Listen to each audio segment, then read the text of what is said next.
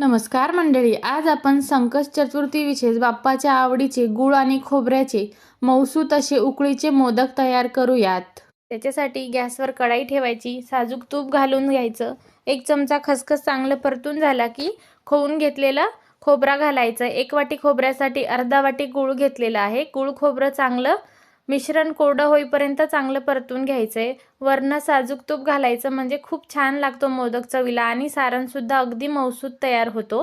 उकळ काढून घेऊया। अर्धा वाटी दूध आणि अर्धा वाटी पाणी घेतलेलं आहे। तुम्ही हवं असल्यास पूर्ण पाण्याचा देखील वापर करू शकता।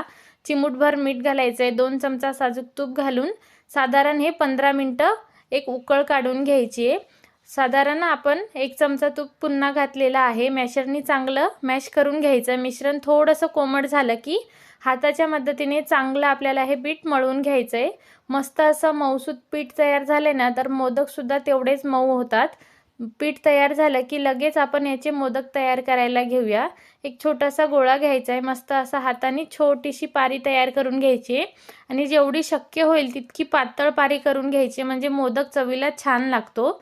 जर तुम्हाला कळ्या पाडायला जमत नसेल तर मोदक तुम्ही साच्याच्या मदतीने करून घेतला तरी देखील चालेल।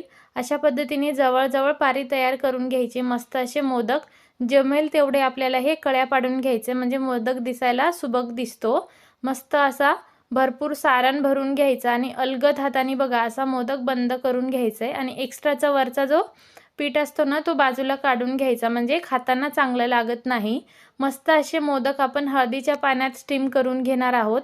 वरनं थोडं केसर सुद्धा लावून घ्यायचंय आणि साधारण 10 ते 12 मिनिटं आपल्याला मोदक स्टीम करून घ्यायचंय। याच्यापेक्षा जास्त स्टीम करू नका, नाहीतर मोदक वातड तयार होतो।